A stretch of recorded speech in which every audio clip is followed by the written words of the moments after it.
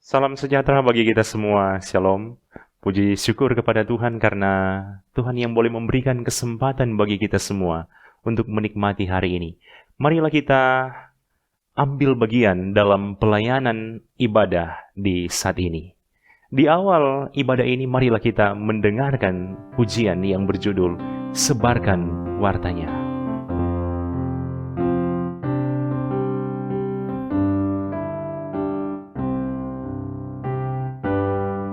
Sebarkan wartanya kepada manusia yang hidup berkesan di dunia maklumkan segera berita mulia menghibur tibalah.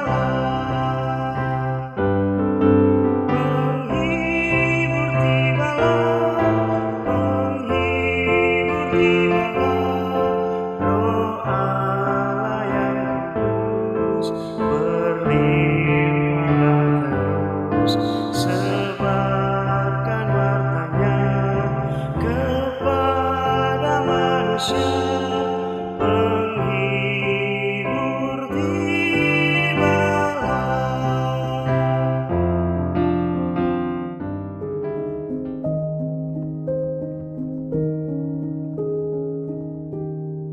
Sebelum kita membaca firman Tuhan, mari kita berdoa.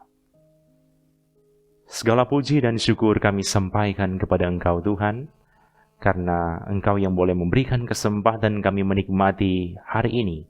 Bahkan kami memiliki kerinduan untuk ambil bagian dalam pelayanan ibadah ini, termasuk juga membaca dan merenungkan firman di saat ini. Tuntunlah kami semua, supaya kami boleh fokus dalam membaca dan merenungkan firman-Mu. Dalam nama Yesus Kristus kami berdoa. Amin. Saudara-saudara, firman Tuhan di hari ini dalam kitab Kisah Para Rasul pasal 2 ayat 8-11 berkata begini. Bagaimana mungkin kita masing-masing mendengar mereka berkata-kata dalam bahasa kita sendiri, yaitu bahasa yang kita pakai di negeri asal kita? Kita orang Partia, Media, Elam, penduduk Mesopotamia, Yudea dan Kapadokia, Pontus dan Asia, Frigia dan Pamfilia, Mesir dan daerah-daerah Libya yang berdekatan dengan Kirene, pendatang-pendatang dari Roma, baik orang Yahudi maupun penganut agama Yahudi, orang Kreta dan orang Arab. Kita mendengar mereka berkata-kata dalam bahasa kita sendiri tentang perbuatan-perbuatan besar yang dilakukan Allah. Tema renungan di saat ini yaitu beritakan Injil dengan bahasa dimengerti. Saudara-saudara, di zaman yang semakin maju ini ditandai dengan perkembangan teknologi yang sangat luar biasa. Karena tuntunan Tuhan, manusia dapat menciptakan alat-alat teknologi yang dapat membantu dalam beraktivitas setiap hari. Bahkan dapat membantu juga proses pemberitaan Injil. Salah satu aplikasi yang sering kita gunakan di handphone yaitu bernama Google Translate. Lewat aplikasi ini, kita dapat mengetahui arti dari suatu kalimat walaupun dalam bahasa asing yang kita tidak mengerti. Saudara-saudara, ada satu tantangan bagi para murid untuk memberitakan Injil kepada orang-orang dari berbagai bangsa, yaitu tantangan soal bahasa. Bagaimana caranya murid-murid memberitakan Injil kepada banyak orang yang memakai bahasa yang berbeda dengan yang biasa digunakan murid-murid? Di zaman itu masih sangat terbatas soal kecanggihan teknologi. Belum ada aplikasi-aplikasi yang canggih seperti Google Translate atau aplikasi terjemahan lainnya. Secara logika manusia, berarti sangat sulit bagi murid-murid melaksanakan proses pemberitaan Injil, termasuk di momen Pentakosta. Disinilah karya Allah Roh Kudus membuat sesuatu yang terasa mustahil bagi manusia menjadi tidak mustahil. Ketika semua orang percaya terkumpul, maka itu menjadi suatu momen Roh Kudus bekerja bagi murid-murid dan semua orang percaya. Saudara-saudara, di saat itu, Roh Kudus menyatakan kuasanya dengan membuat para murid mampu mengucapkan bahasa-bahasa lainnya yang belum pernah mereka pelajari sebelumnya. Jadi, bahasa apa yang diucapkan oleh murid-murid? Itulah yang bisa kita baca dalam ayat 9-11. Kita orang Partia, Media, Elam, penduduk Mesopotamia, Yudea dan Kapadokia, Pontus dan Asia, Frigia dan Pamfilia, Mesir dan daerah-daerah Libya yang berdekatan dengan Kirene, pendatang-pendatang dari Roma, baik orang Yahudi maupun penganut agama Yahudi, baik orang Kreta dan orang Arab.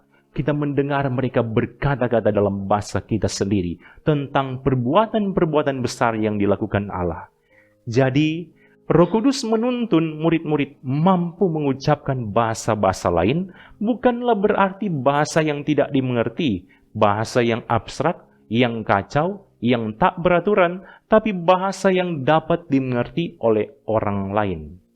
Murid-murid yang belum pernah belajar bahasa orang Partia, Media, Elam, dan seterusnya, tapi siapa kaki-kaki dorang boleh dapat cuma itu, bahasa-bahasa itu.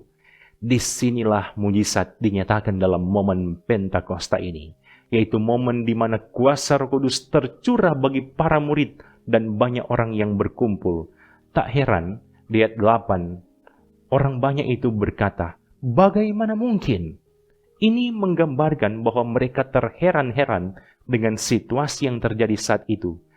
Dari sini kita dapat melihat bahwa Roh Kudus dapat memakai kita manusia yang penuh dengan keterbatasan, mampu melakukan hal-hal yang di luar batas logika kita sebagai manusia. Itulah bukti bahwa Allah Maha Kuasa dan Maha Tahu. Ketika kita manusia berpikir bahwa itu tidak mungkin, maka Allah dapat membuatnya menjadi mungkin. Saudara-saudara, lewat firman ini memotivasi kita semua untuk menjadi orang-orang percaya yang tetap tekun dalam memberitakan Injil dan juga tekun mendengarkan Injil. Di zaman yang semakin canggih ini, kita dapat menikmati Injil bukan hanya dari bahasa Indonesia saja, tapi juga dari bahasa Inggris, Mandarin, Korea, bahkan juga yang unik ada dalam terjemahan bahasa Manado.